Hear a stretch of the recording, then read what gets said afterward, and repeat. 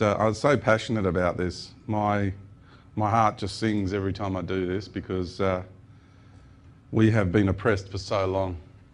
So I actually feel honoured myself personally that I have this this opportunity to do this, to play this role in our lives. It's a really big deal for me.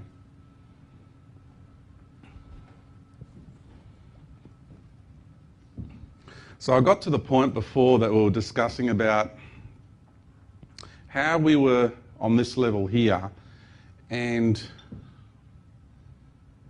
before I go any further, I want to say that what I shared with you in the first session, in the first part, is those key bits of information that are just so important to understand how magnificent you are.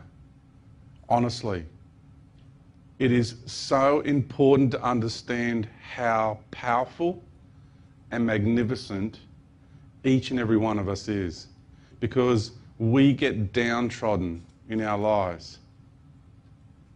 What's continually being propagated on this planet is this notion that humanity needs mentoring, that we are no good, that we are children in comparative to galactic levels of communities, let alone cosmic communities. So it's your choice what you choose to accept as what reality is.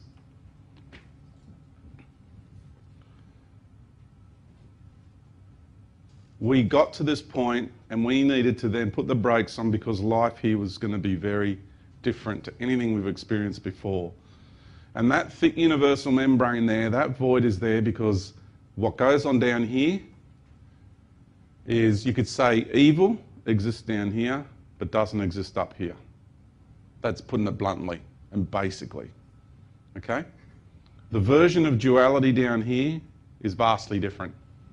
Here, everything is in oneness and harmony.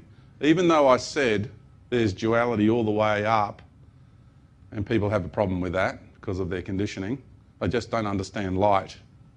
Okay? If you're up at the light of God, it's light. It's frequency. Okay? It's light.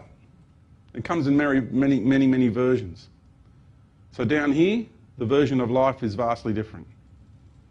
And here, the only thing that occurs here, which you could term negative in any way, shape or form, is a difference of opinion.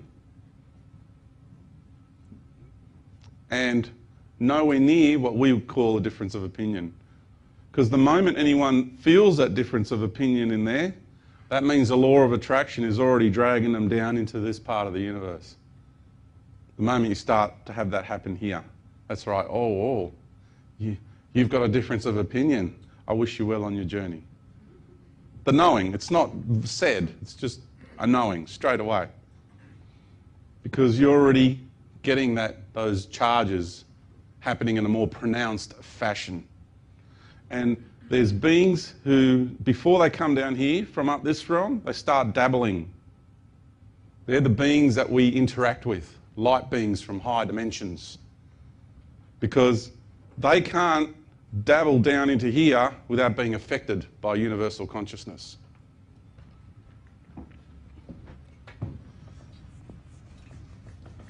Let me explain it this way.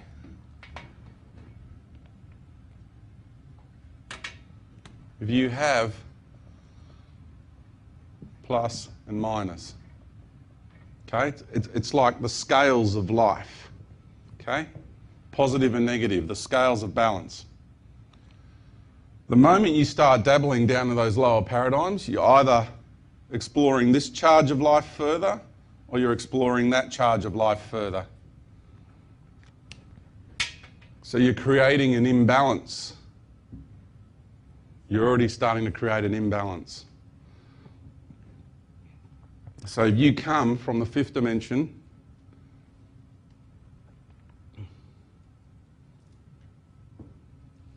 you're up here and you start interacting with life down here, you're creating a more positive charge or negative charge, depending on what you're doing, on your soul.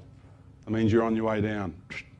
because you're creating imbalance. So if you have beings who are interacting and meditating, these wondrous beings of light, and they do like a healing or they provide information or whatever, then these beings here are starting to create an imbalance and they're on the way down. And that's what happens. It's like dipping your toe in to the pool before you're going to take a dive in. You're just getting a feel for it. And the more they interact, the quicker they go down. Because this is where the realm of unconditional love is. Unconditional love means you don't interfere. That's the ultimate definition of unconditional love. You just allow things to be. No conditions. You let things be. Universal law of non-interference. This is what we're discussing here. Because the moment you interfere, the moment you interact, whatever that paradigm is that you're interacting with, you're starting to get that frequency. You're starting to get that charge on your soul. You start throwing yourself out of balance one way or the other. Very, very important piece of information. Really helps you to understand when you're interacting with beings from higher levels what's going on here. They're already on their way in if they're interacting with you. Because all the beings of the true light and the beings of unconditional love, they just stand back and let life take its course. I remember dabbling. I remember having that charge happen. And I remember coming in. And what we have down in this realm, which I call the fourth dimension, in physical size, it's by far the biggest. Because we reach maximum expansion down through the universe in this domain here. It's massive. And all these different vibratory levels you see here, that's nowhere near enough. Do that times 100 at least. Okay? You just got to understand how many frequencies and overtones there are in that fourth dimensional paradigm. An incredible amount. And what happens is, because of that, when there's beings down here, when they look up, there's beings up at the top end of this structure. They look like angels, ascended masters, gods. This is something very, very, very important to understand. Just how big this paradigm is and just how caught beings and races are in this paradigm. Because when you're down here and you look up, there's beings up here that have angelic hierarchies, hierarchies of ascended masters, and all sorts of spiritual hierarchies going on. There are beings, look, you've got to understand we're talking about a universe, and we're talking about universal evolution over eons and eons and eons of time. It is very important to understand just how powerful some of these beings have become. We're talking about universal life. We're talking about cosmic life. Expand your awareness.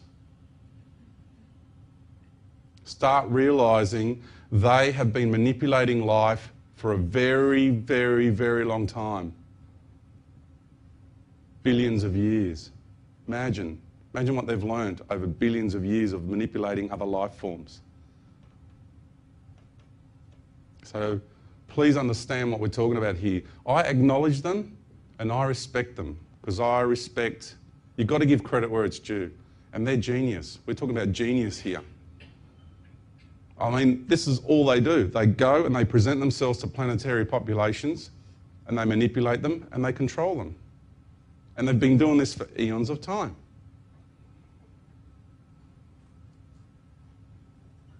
I've gone through the 4D New Age paradigm. I've come out of it. I stood up in 2004 and said, I'm a member of the Galactic Federation of Light. You can see for yourselves my videos on the internet. Because when I got back from that journey in 2003, they manipulated me. They went to town on me because all of a sudden in the matrix, I stuck out like a beacon because my frequency changed so much. You know, it's like that thing pop up and you hit it with a hammer to bash it back down.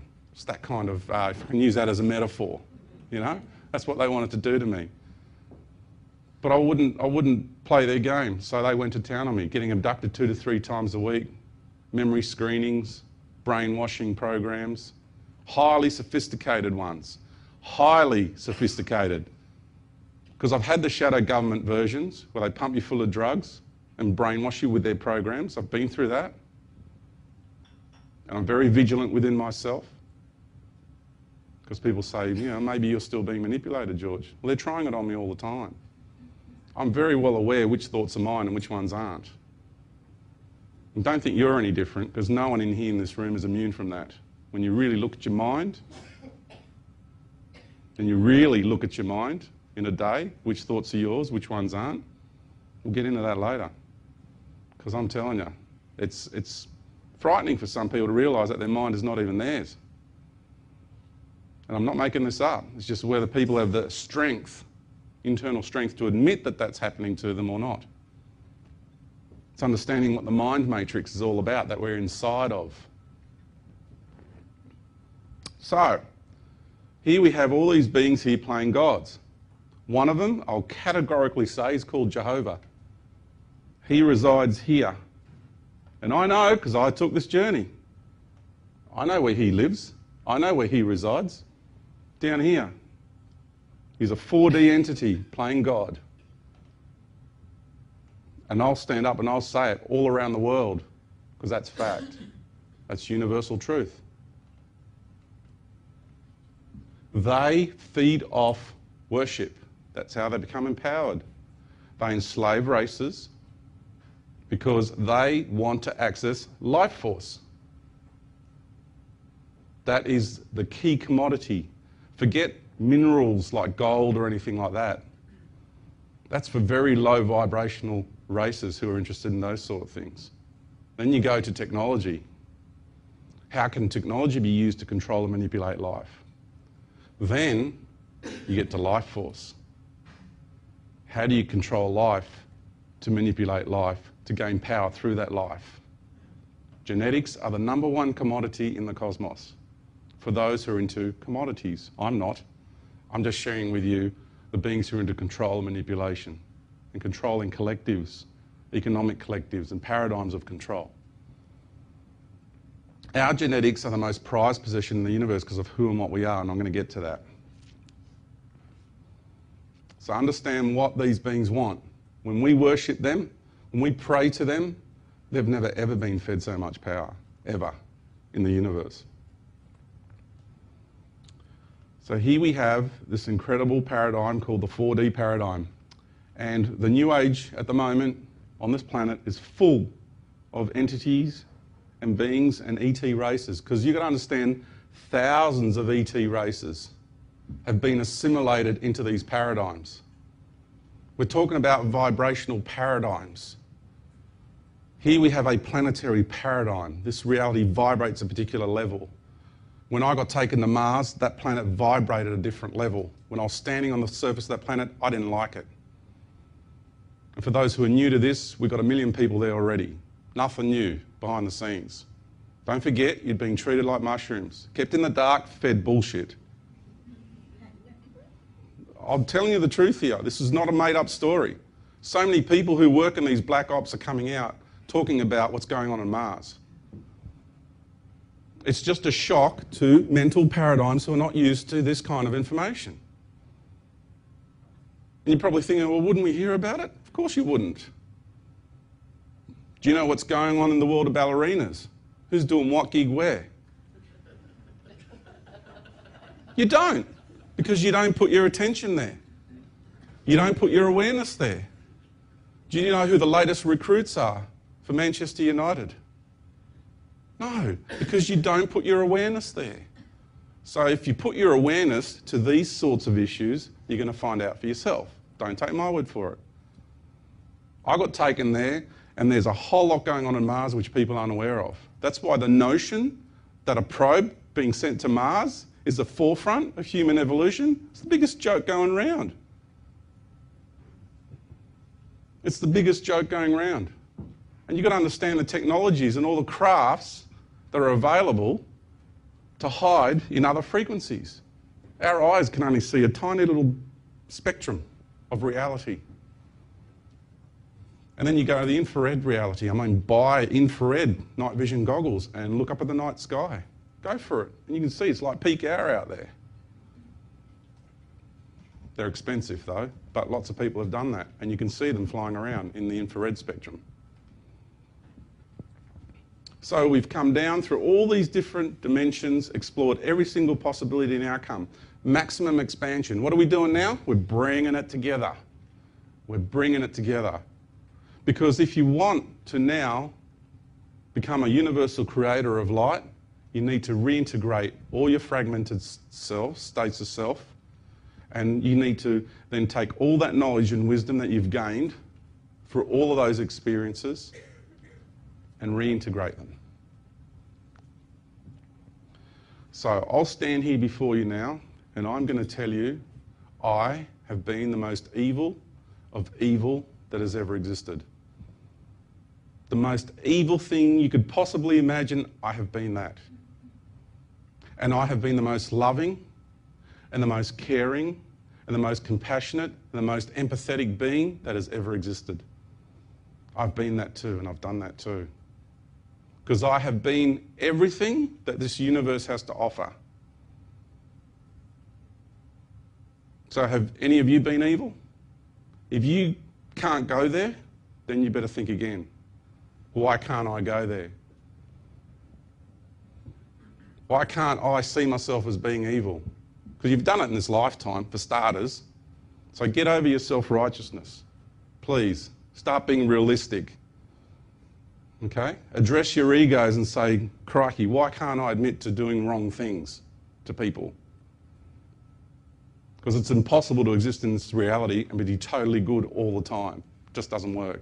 At some stage in your life, you've done something that hasn't been right. You might not acknowledge it or recognise it, but one day you'll see what it's like for the person on the receiving end of you. One day soon we're all going to be experiencing. Like when the veil lifts, I'm going to feel everything each one of you are feeling now. And you're going to feel me experiencing you from up here. So much to talk about today, my goodness. Okay. So when I've said that we are galaxies, that we are universes, that we are galaxies and we are planets and we are stars, please understand, next time you entertain the idea and the concept of oneness, contemplate how integrated we are. We are so one. We are so integrated. I'm inside each and every one of you. I'm inside of you. As you're a universe, I'm inside of you, and to me, you're God in that universe. I'm inside of you as a galaxy. Not only as a being incarnate on a planetary system, but I'm a star in your galaxy. You're a star in my galaxy. I'm a planet in your galaxies. I'm inside of you as a planet. I'm inside of you as a star. And I may have multiple incarnational aspects incarnated on your planetary systems inside your galaxies. Isn't that amazing? When you really, really start to feel that, to understand that. Because we get this thing, oh, we're all one, it's all beautiful, isn't it great? What level are you processing that on?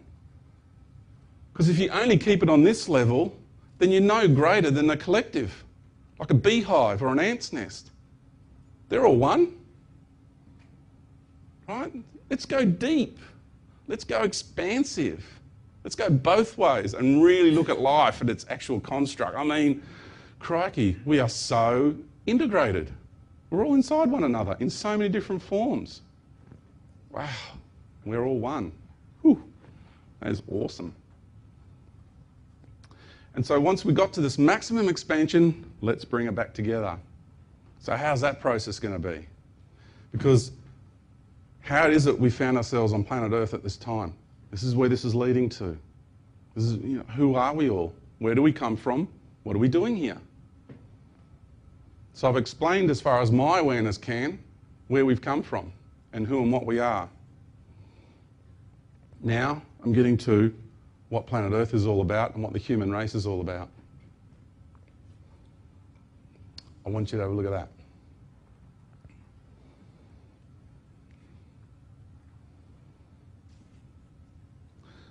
to understand that concept is so important, because if you really want to get why we're all here and what humanity is all about, this is a very, very important ingredient, because this overcomes the internal divide. Because all we do is judge ourselves and beat ourselves up. So I want you to know just how perfect you all are right now, as you are right now.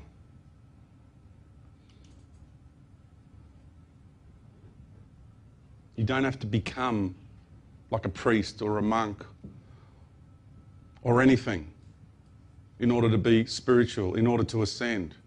You don't have to be any of that. All you got to do is be you.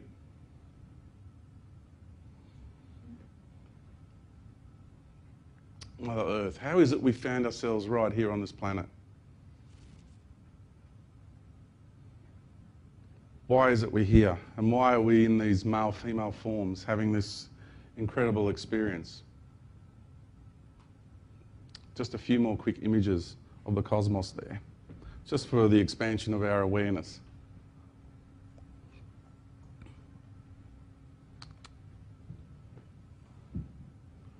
So we have this universal consciousness that said, right, all these beings are coming inside of me and they're going to learn how to be like me. So what's the best way to go about it? So the female aspect of this consciousness, of this universal consciousness, the Creator, Divine Mother, whatever you want to call her, said, I'm going to manifest myself as a galaxy, because it's the female energy that spawns life, that life is birthed through. She's the one that facilitates that process. So she created a galactic womb, and we call it the Milky Way galaxy. That's why we call it the Milky Way galaxy, because it's the nurturing of the mother's milk. It's understanding where all these names come from. Why? Why is it called the Milky Way galaxy?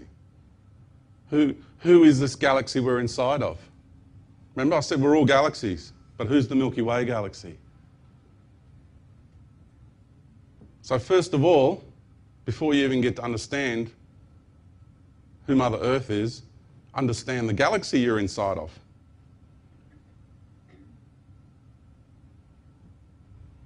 And in the Egyptian pantheon, it's called Ma'at. There's so many names in every culture. I'm just sharing ones I'm familiar with. And so each star system here, out of all these billions of stars, who are these stars? This is the interesting part. Each star system here in this galaxy is a fractal of a galaxy, if you understand what that means. You get a whole galaxy and you compress the expression of that whole entire galactic consciousness and you compress it down into a star system. That version of that galaxy as it is. Not just that consciousness says, all right, I'm going to go manifest myself as a star and whatever happens as the star, it happens. No, I'm talking about get a whole galactic paradigm and compress that paradigm with all the life and all the experiences every being has ever had in that galaxy, and you squash it and you compress it down into a star.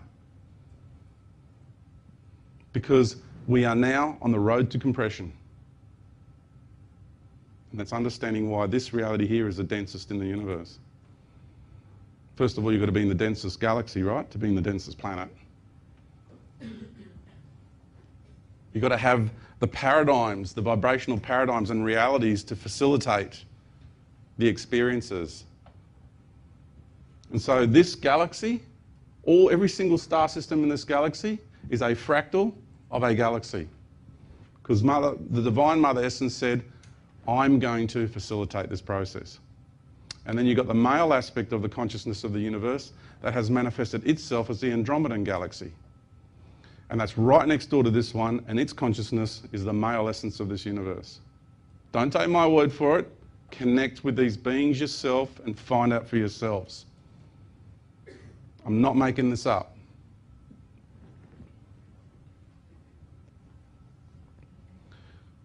And so what we're looking at now is a stepping down of universal consciousness to facilitate this process firsthand. And we're on the road to compression.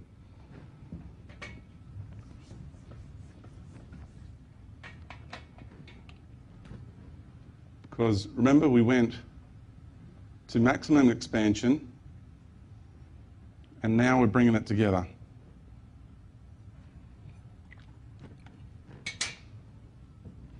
You can go back the other way, but the compression journey into integration is shorter. So that's why just diagrammatically, this is how I'm expressing it. And we've got it in our hands. This journey is right there in our hands like that. Okay? It's not some weird ET symbol or anything. It's just our hands is what we do things with, what we create, what we manifest things in the doing. And there it is right there. So we go the long journey of expansion, much shorter journey into reintegration. Because we're going to get everything integrated back into oneness and harmony, back to 0 point. And so here we are in this galaxy. And the way it worked was, who were the beings that were going to choose this journey into this galaxy? And so each galactic consciousness, reality of each galaxy, and all the spiritual hierarchies in each galaxy, all the beings that have had all their experiences there got together and worked out who was going to represent that expression of life, them, those races and those peoples who exist in those paradigms, who vibrate those versions and expressions of life. And we stuck our hands up because the journey that was going to be undertaken was known from back then. And it was going to take only beings with a lot of wisdom and a lot of courage to embark on this journey. Because think about it for a moment. Here you are in a universal paradigm, you've had maximum expansion. Okay? We've gone to all these galaxies, we're having lots of fun, right? Cosmic wars, everything, intergalactic wars, all this sort of stuff. And now this road to compression. Because a lot of people got high and mighty as they are in that state of being. Because the road to compression means, crikey, I'm going to densify my existence, which means also I'm going to shrink my existence from this maximum expansion. And I've got to take this long, arduous journey. Very difficult, very challenging, very long, very arduous journey. And there's a chance I might get trapped in that paradigm for a long time. That was the other concern. And so we have every single star system here and all the beings that originally incarnated when this galaxy was created were the ambassadors and the way showers of life on this road to compression, on this road to integration, on this road to oneness. And so from there, we came into this galaxy, streamed in here, and we had what was called galactic wars inside. And the universal consciousness said, well, this warring energy, which is more male-orientated, we need to transmute that now. It's the time and the process, the divine plan to transmute that energy. So the male consciousness said, I'm going to manifest myself as another reality inside of you so we can transmute that energy. And that's what we call the Orion system, the Orion Nebula. So you've gone from the consciousnesses of the universe and they've manifested themselves as galaxies. Now they're manifesting themselves as star systems within this galaxy. Because if you look at yourself as a creator, put yourself in their shoes for a moment, right? Are you going to have a universe, are you going to let beings stream inside of you, and you're just going to sit there high and mighty and say, no, you guys sort it out? How are you going to go about sorting this issue out of maximum expansion and integration and separation? A lot of divisions between beings. How are you going to sort that out as a creator? How would you go about it? What plan would you devise to make this happen? Would you force them into a small confined space and get them to sort it out so they learn for themselves? Or are you going to do it for them, which they'll never learn from, really? So if you look at it from that point of view, this makes sense. So the Orion Nebula was manifested. And it's big. Don't think the Orion system is small. You know, when you look at the saucepan and all that up in the sky, some of those stars are trillions of miles apart, light years apart. You just see them as though they're flat, but one's much deeper than the other. They just look like they're all in a row together. No way. The Orion Nebula is massive. It's like a mini galaxy within this galaxy. And when we all went into there, oh, well, I did. Some of you might not have, but I think everybody did, really, because you need to experience everything in life. We had a lot of wars, the Orion Wars, and that's what the Star Wars shows were all about. What you saw in those Star Wars programs was so close to the truth. Those sort of empires, those sort of wars, they all existed. This is not a sci-fi story. This is reality. It's big cosmos. That's why so many people loved it. They connected with it. That latent memory deep inside of themselves. I've spoken to people who remember being a part of that. The deprivation of spirit there was disgusting. What took place in the technology that was used to quash the spirit of beings was absolutely disgusting. I remember being there, and I'm tingling from head to toe as I'm telling you. It was really a very tough time, because that's why we call Orion the Hunter. It's the archetype. Because you need to have that vibrational energy. The male warrior energy needed to transmute. It was a big part of our integration process. Got to get that warring tribe energy out of us. So a massive chunk of that energy got transmuted in that paradigm during that epoch and that era. And so what we have now is another stepping down. The female consciousness manifested herself as Sirius. And that's why when you look at all the teachings of the cultures all around the world, Sirius and Orion are prominent in every single one of them. You've got to understand just how important these two energetic patterns are, these star systems are. And the third biggest one of amount of energy that's invested into this reality is the Pleiades. And I'll get into that later. Pleiadians are very, very important in this process. Now, as you know, Orion or Osiris, because that's what they're talking about there, there's all sorts of ideas about who and what Osiris is. Osiris is the consciousness of the Orion star system, okay? They got together, him and his wife Isis, which is Sirius, got together and had a child, a son, Horus, who just happened to be the sun god. And he's not sun god as you know him, not the real one, okay? It's not into worship or anything like that. And so the female energy manifested herself as the earth. Mother Earth, Father Sun. I know from personal experience who the consciousness and the essence of the being that is this planet is, and I know through personal experience who the consciousness and the essence of the sun is. Why do you think the sun is so prominent? Not because it just gives us light, but you're inside that solar system. You're inside this solar system. You're inside this being.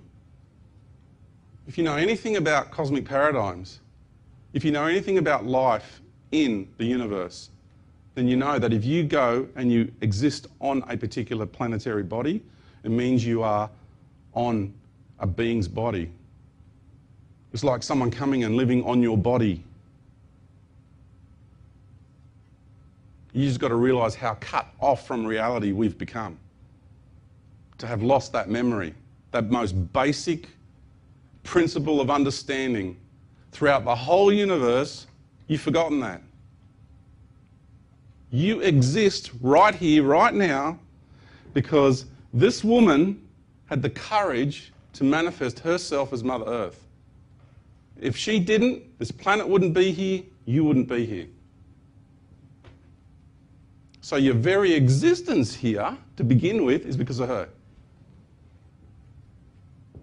You're breathing, right now you had a breath, didn't you? You breathed her atmosphere. At the break you had a drink, didn't you? You drank her waters. You eat her food. Just really basic contemplation. Crikey, yeah. How often in a day will you stop and go, thanks. Thanks, Big Mama. I appreciate that. Thanks for the water that I drank. Thank you for the air that I breathe and the food that I eat. Thank you for allowing me to come here and exist and have my experiences on your body. But we don't. Some do, but not many at all. How disconnected we've become from reality. My goodness. So how an essence incarnates into a reality is like this. You know how I said we came into the universe and we enter the universe, become one with the universe, calibrate with ourselves with the universe, right? Well, we do the same. We enter a galaxy. If you're going to incarnate anywhere in the universe, this is how you go about it. First of all, you enter through the core of that galactic consciousness, because that galaxy vibrates different to every other galaxy. Each galaxy's got its own vibration, its own expression. So you enter through the core of the galaxy and you merge and become one with the being that is that galaxy. That's for starters. Then your consciousness, your essence, travels out through one of these arms, if it's a spiral arm galaxy like this, like ours, down through that river of life, or an umbilical cord, if you want to put it in reality. It's like a river and you've got cities clustered around, you know, a river. It's the same principle. You've got energetic life force streams and you've got all the stars and planetary systems clustered around these energetic life force streams. Scientists want to call it just its gravity and things like that that create this. But it's not. It's so much more than that. It's deeper than that. And you then gravitate, right? Gravitate to the star system that you've put your awareness to, that you're heading towards, you're gravitating towards it through the law of attraction. You are being attracted to that vibrational paradigm, to that vibrational reality, to have those particular set of experiences. Get where I'm coming from here? And you travel out through there to whichever star, maybe it's that little tiny dot right there. And you go, that's where I'm headed. You might have a few little stops along the way for whatever adjustments or things that you need to do, but then you get there. And then you enter through the core of that star. Now I'm talking about an organic, incarnational construct. I'm not talking about walk-ins. I'm not talking about being put here by an ET race via a spaceship. I'm talking about a universal, organic, incarnational construct. Okay? Then we enter through the core and the essence of that star, because you're going to exist inside the vibrational paradigm and reality of that star system, that solar system. So you've got to acclimatise yourself to that reality so you can exist in that harmoniously. So you've forgotten how just integrated you are with the sun. What do you think Akhenaten was trying to say? It's not worship the sun. He's trying to explain the construct. But archaeologists won't do that. They've got to maintain the status quo of this brainwashing paradigm. It's sun worship. What a load of rubbish. It's not sun worship. It's merely explaining the construct of life. I'll give you an analogy. Closed-minded archaeologists who want to defend their religion and their belief system will go to an ancient cave painting and they will see an ancient person, ancient tribesperson, killing an animal and him holding the heart up like this. And I go, oh look, he just sacrificed that animal to appease his god. Blood sacrifice. That's what they'll say. That's their interpretation. Because they're brainwashed into believing that's what used to happen. But they have absolutely no concept of the idea that he's honouring the spirit of that animal for sacrificing its life so that he could eat and feed his family and continue to survive in this reality. How different is that interpretation? How different is what really happened to the interpretation that gets forced and rammed into the psyche of the human race in today's world. Because apparently we're more advanced than ever before, apparently. And that's a load of BS as well. We are about as primitive as life has ever existed on this planet ever. It's devolution, not evolution. Big difference. There is no way they can reconstruct the pyramids today. And they know they can't. Here's another example. When the Aswan Dam was built, here you have statues of Ramesses that weighed thousands of tons. The most advanced crane technology we had in the 60s could not lift those statues. Just to move them a few hundred metres, they had to cut them into 3 pieces. The maximum weight possible with the most advanced cranes that we had on the planet in our lives today, because we're more advanced, right? Could not lift those statues. They can only lift a third of the weight of those statues. And it took them a whole 6 months to move them a few hundred metres. And you're going to get told that a bunch of savages with a few logs built those statues, transported them and erected them. That is insanity. And people believe them. That is total insanity. So please, let's get real here. Let's get real. Let's start being real, because I'm a realist. I'm not into fantasy. I'm not into belief systems. I'm a realist. I travelled, I experienced, and I know what's real. And I damn well know what's not real. I know about the illusion. I know about the lies being imposed on the human race. I know about them. And I'm here to expose them. And I will. Okay. We have, like I said, our incarnational construct. We entered through the essence of the sun. We then entered through the essence of the earth. We became one with Mother Earth. You are so integrated with her, let alone that you're breathing her air right now, you're drinking her water, and you're eating her food. So all you're going to do is remember that connection. This is not about goddess worship. This is not about sun worship. This is about re-remembering our incarnational constructs, our organic construct to life. Because anybody who meditates and goes within themselves, they'll tell you where you go from there next. Straight down to the core of the earth. Then you go to the core of the sun, then your consciousness goes out into the rest of the universe. That's the path. That's the natural flow. The Holy Trinity, Father, Son, Mother Earth, you. That's the real Holy Trinity here. Local Holy Trinity, not universal. If you don't understand life on this level, how can you possibly expect to understand universally the construct of life?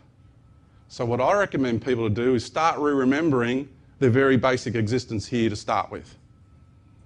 Start there. Just go local first. Don't worry about all these ETs coming here telling you about all this other stuff. Because they want to bypass that organic connection. They've got another agenda. And if you meet any ET from the true light, they're going to encourage you to go within yourself and start getting that organic connection happening once again. That's what they do, because they know the truth.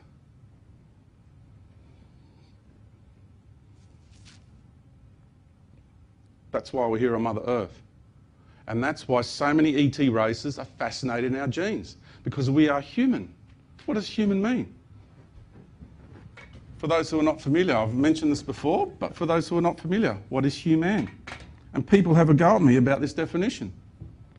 Right? Let them. Let them have a go, all they like.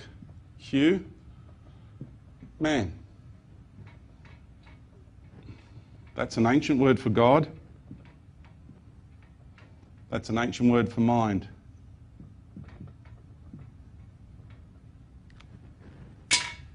Godly beings of godly mind. You can go looking that up, go right ahead. But people are defending their belief systems. They don't want the word Hugh to mean God. That's, again, why are we called human? Why is we call her Mother Earth? It's understanding who Aya was as well. It's just understanding why things are labelled the way they are.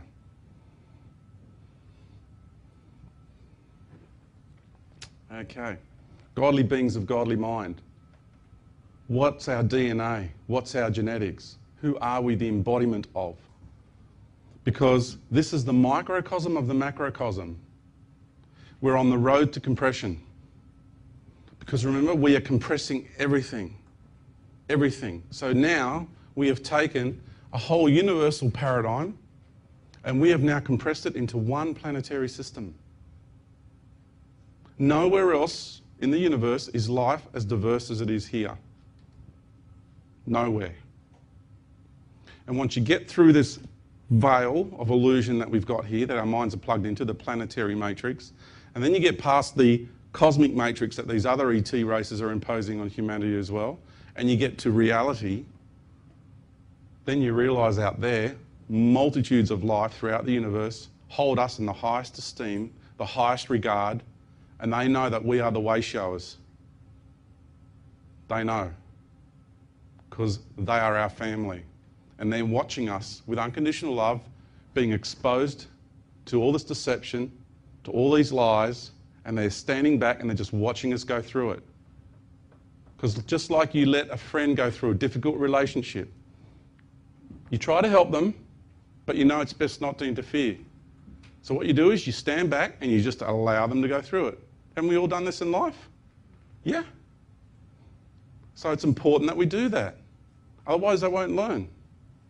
And then you start creating all this charge on your beingness. It's not a good thing. So you've got to be unconditional, no conditions. Because the moment you start interfering, participating, that's conditions. Conditions apply because you're making that scenario become what you want it to become. You're not standing back and just allowing it to take its course. So we are the microcosm of the macrocosm. And the human form has been created because we carry all the codes of the universe. Because we have taken this incredibly long journey down through all the dimensions of the universe.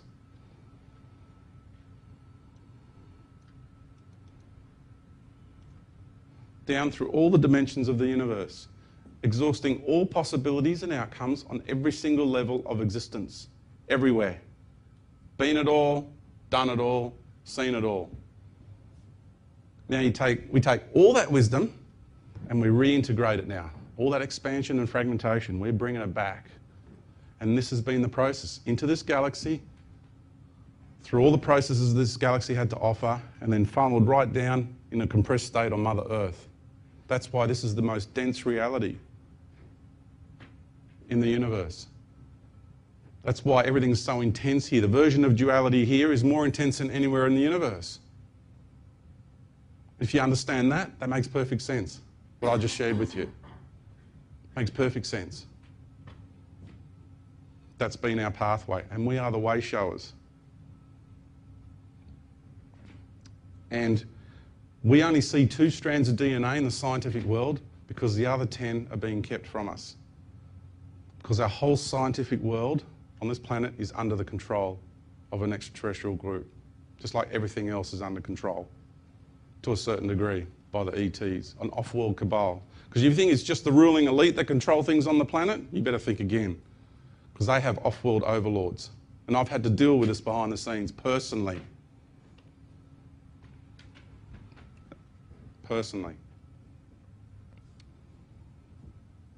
So we've done everything, we've been everything. So we are now going to go through a process here on Mother Earth. You know, I talked about the birthing process before.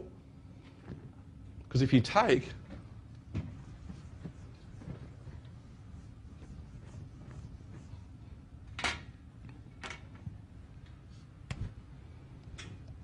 let's express it this way.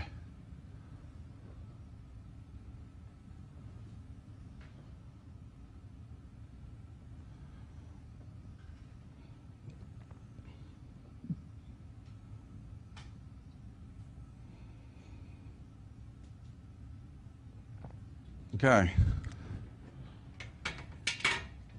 A wheel within a wheel. I'm going to give you my interpretation of what Ezekiel was saying, because you've got to understand how people thought back then. He wasn't explaining that these ships that were flying in the skies were a wheel within a wheel in a mechanical sense. Back then, if you said a wheel within a wheel, what you were saying was a cycle within a cycle.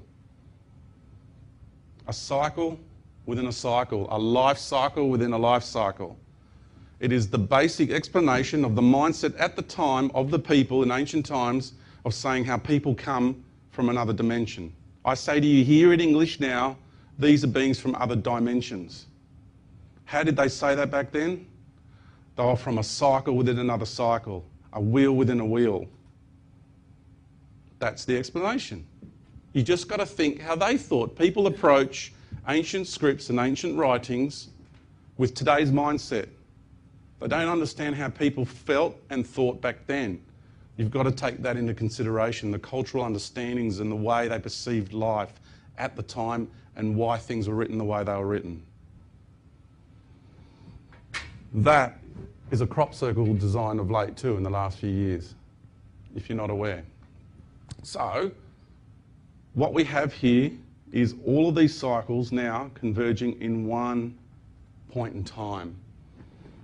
Let me explain it this way as well, so you understand what I'm saying, you get a feel for it. Because each one of those cycles that I drew was each one of your experiences in different dimensional levels. Oops, do the other side. Then you understand what the big deal about the main calendar and all the other calendars is. So you have your big cycle, and you have a smaller one within that. So I'm just drawing it now in waveform because people see things and comprehend things in different ways. So other people might understand this concept better.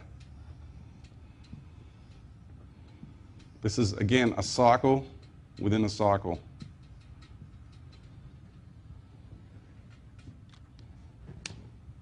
And what we have here is a point in time in galactic consciousness and cosmic consciousness and universal consciousness that this whole journey, if you can, down through the universe, so you have from the point we entered here to the point in time that we're about to experience in the next 2 years is the biggest cycle, the biggest wave. Then by the time you got to here, that'll be the next one. Because it's a shorter cycle. Now from there to the end is shorter. From there down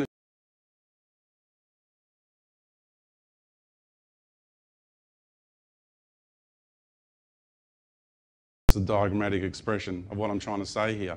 But they all were going to converge at one point. And that's bringing all those experiences on every level together at one point in time, because we're bringing them back to oneness. We're bringing them back to 0 point. We're integrating everything. Everything we've been, everything we've done. We're integrating it all. And as crazy and deluded and fantastic as that sounds, that's reality. And you're going to find out for yourselves very soon. That's why I stand up here and say this stuff. You're going to find out for yourselves really soon. And I'm excited about that. I am, because the outcome's incredible. The outcome of this process is so incredible. Because after you walk off here today, get on with your lives. I'm not trying to sell you a book. Okay, there's a DVD out there for those who wanted it. Right? But I'm not selling courses. I'm not interested in followers, because that totally is opposite to what I'm about. I'm about empowering you individually to give you this perspective on life. Because this is about self-empowerment. This is about knowing who we are and where we come from. So all I'm doing, I'm providing triggers. That's it. I'm just providing a trigger to help people re-remember who they are and where it is they come from. That's all I'm interested in doing. Nothing beyond that.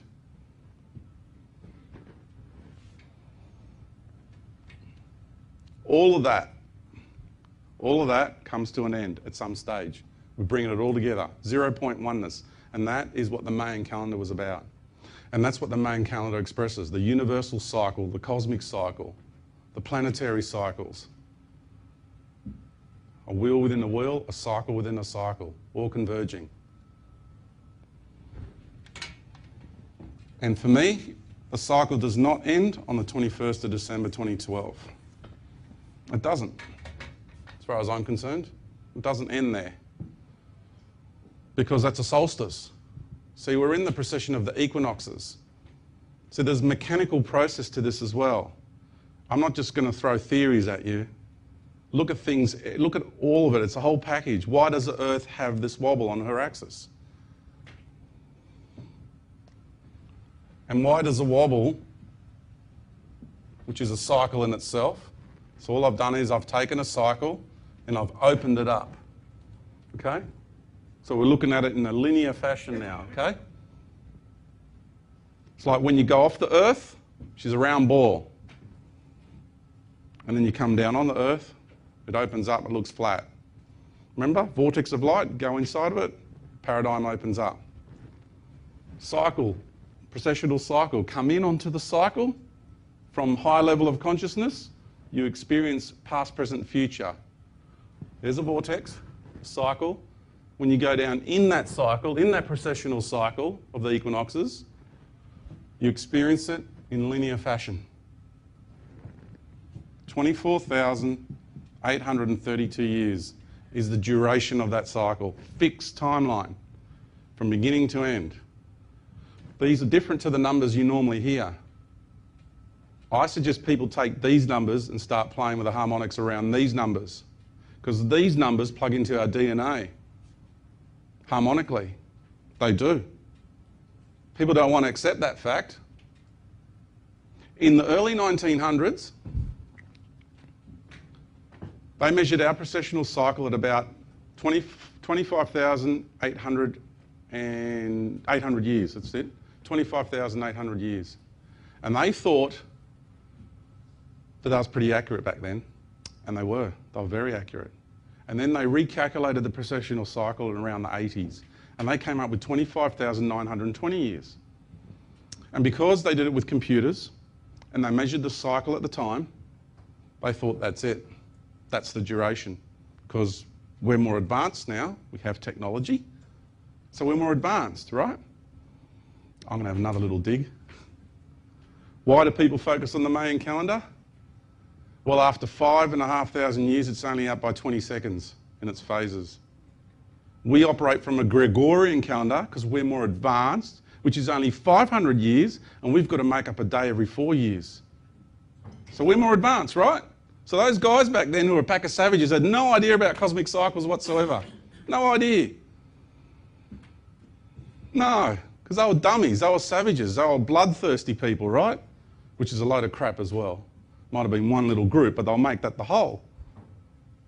Because they've got to taint the ancients, because we've got to fit in their model of reality. I'll get into the moon later too, that's a ripper. So, 24,832 years. Why are they measuring it as 25,920 years? What they are missing is the acceleration factor of this cosmic cycle. What they are looking at is the illusionary timeline. And you know me, I don't like that word illusion, but there is an illusion going on here. Not the whole planet and everything, just the matrix, the mind matrix is the illusionary part. And that, because we are below oneness, we are below unity, right? I'm not going to stay on numbers for long, just some people like numbers, so I'll do this. If you increase that by 1/5, because that is the Christ ratio, the golden ratio, the Buddha ratio, the Krishna ratio, whatever you want to call it, the magic ratio of life, and we are below unity. That's where it's at, right? The manifestation of life below oneness and unity, below one. You increase it by 1/5, you get 26,366.618 years, and there it is again, magically on the end. 366 days in the year, and on it goes, right? People say, but George, you said numbers can say anything. They can. It's a label. I'm using harmonics to describe the cycle for those who are into the quantifiable language of numbers.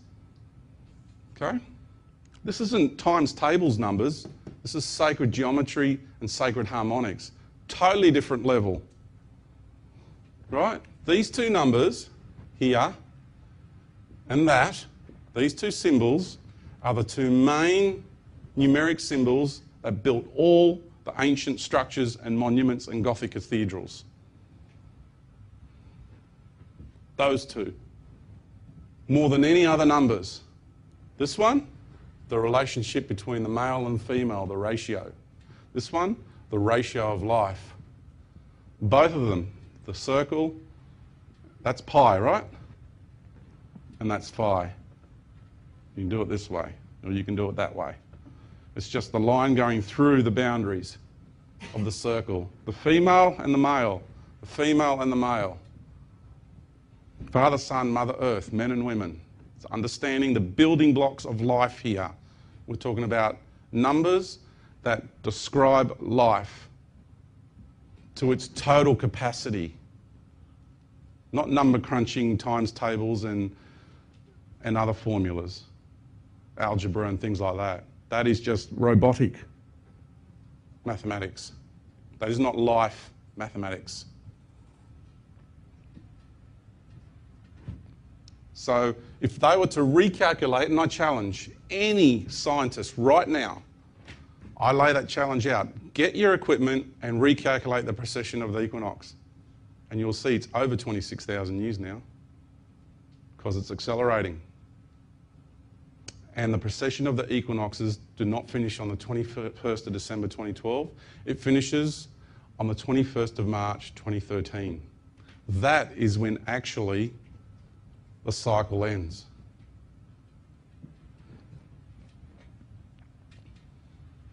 Okay, just a little bit of number crunching for those folks who like that quantifiable language.